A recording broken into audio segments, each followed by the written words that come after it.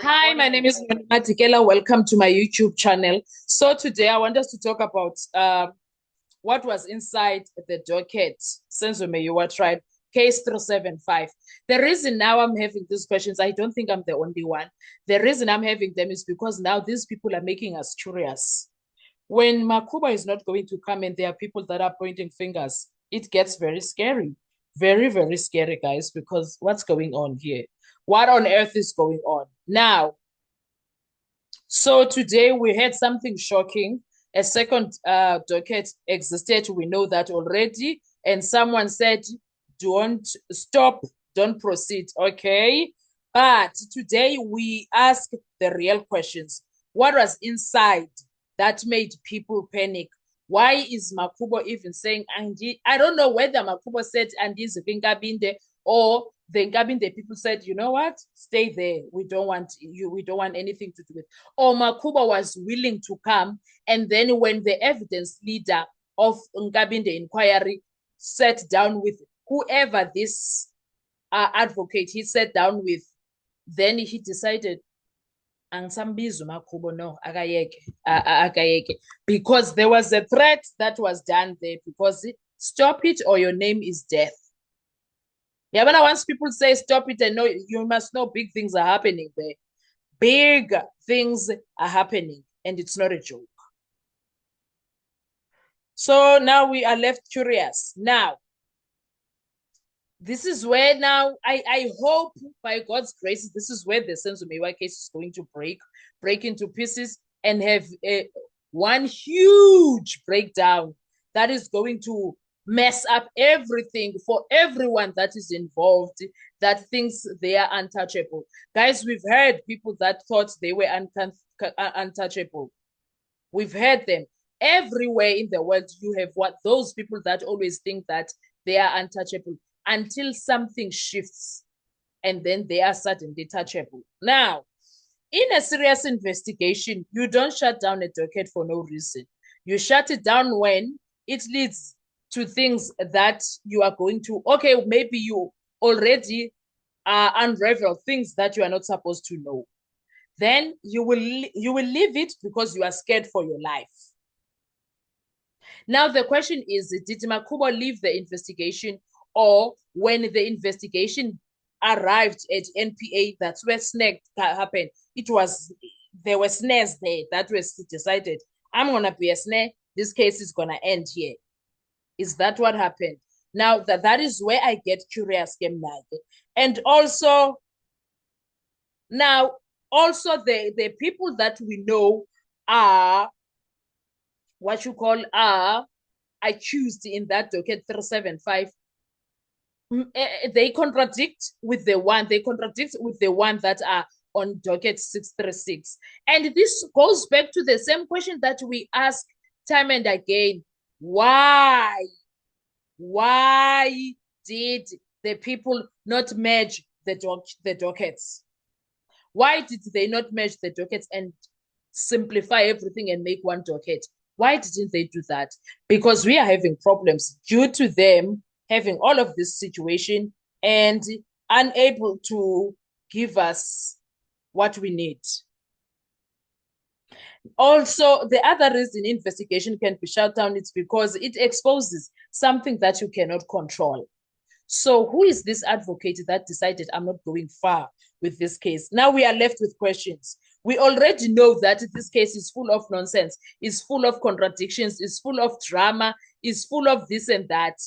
We know the Senzo Meyiwa murder case is full of, it's the first time in South Africa we've seen a case that has two dockets. It's the first time that we have a case that is investigated by 40 something, by plus minus 40, let's say plus minus 50 investigators, because Umakubo spoke about 40 that was let go, and then there was the group of them. So that is plus minus 50 investigators in different over the years. They kept changing. Now the question is, why? What's going on? And also, where are the findings of those other 40 people? We currently have the findings of Brigadier Gininda and his team. We want the findings of Umakubo. If these dockets were merged, we were going to hear about all the investigators that were involved. I'm sure that's what was going to happen. Now, we are not getting into that situation because it looks like someone is being protected. And the question is who and why? The question is who and why? To understand. Now, let's start also here. The second decade usually means a different version of events, not just different suspects, but possibly a different motive, a different timeline, even a different chain of events inside the house. That's exclusive because if two decades exist, only one can be true. It looks like by the looks of things, 375 is the true docket that needed to be in court. That is how it looks like. Now, when you go deeper on this entire situation, what could be problematic is that you are going to see things that you are not supposed to see. What could have been inside that docket is the question that comes first. And we are also interested in phone evidence, alternative phone locations, different timelines, contradictions in tower data that would destroy a clean narrative. Let's stick with this one for a moment. Now, when it comes to the phone evidence, we want to know everything presented fully. Who did Kelly Khumalo phone first after the incident? Let's say between 5 o'clock, Uyocho, at 9 o'clock, who did Kelly Khumalo speak to? We want to see those calls, their length and everything. Also, Uzandile Khumalo, who did she phone? Ulongwe Twala, who did she phone? From 5 o'clock, Uyocho, or 9 o'clock, between those 2 hours, what was happening? 5, 6, 7. So between that 3 hours, who was Zandile? We want to see Zandile, Longwe, Kelly's mother, especially them four. Those are the most important people that we want to know. Who were they calling? Then we want to see who was Dumelo talking to. We want to see whom Toko was talking to. Their section 205 are very important. And no one has actually presented them quite well. No one. We are owed such to understand what happened to the Senzo Meyiwa case. That's what I think needs. And also, we want to understand, because we are hearing timelines here. Some people talk about this situation happened around 7:30, some around 8:30. We want to know what happened when. All of that, the timelines need to be fixed also. And then we also want to know, where was the phone moving? The towers, we want to know. We want to know the tower data because there's too much contradictions. We want to know, after the house, where did Kelly go? We went to hospital, then from hospital to where? And then where was she going? Where was up and down after that? We want to know all of those things. Those are the details that are very important that we need to know, Sana. And then also photos and metadata, images that don't match the timeline, dates that shift, files that were deleted and then reappear, that creates doubts. Those are the things that we are also interested in. We want to see,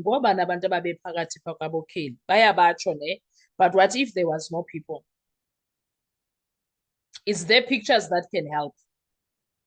Witness statements,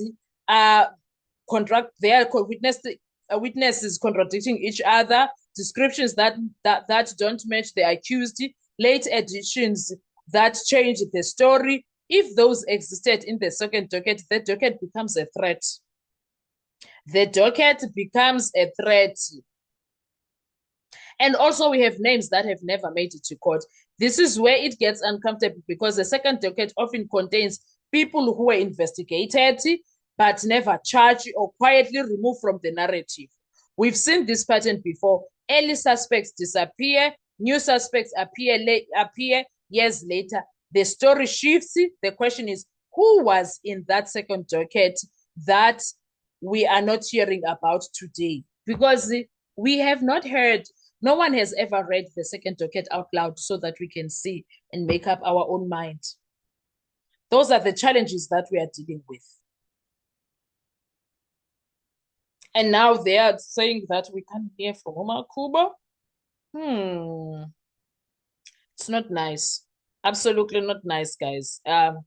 So when it comes to the second docket, guys, we will forever question things. We will forever want to know what was happening, who was who, and why ABCD happened. We know that this is highly sensitive and the evidence is tightly controlled. There are ongoing proceedings, which perhaps could be the legal restriction. I don't know, but something is happening behind the scenes when it comes to this docket. Okay, I understand the inquiry was meant to gather facts independently. Witnesses expected to testify openly. Maybe Makubo coming now can jeopardize the Senzo Meyoke. I don't know. But this is so big, guys. This is so big in Dabaga Makubo and attendance there. It is quite big. It's not a joke. And them thinking that they can control this entire situation forever and ever, I don't see how. I don't see how. Because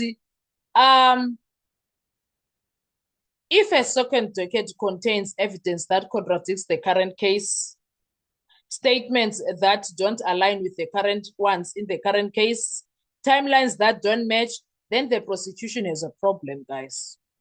They actually do have a big problem because in court, you don't need to prove the state is wrong. You only need to show it might be wrong. And a hidden docket, that creates reasonable doubt instantly. So now we are back to the warning. Don't proceed.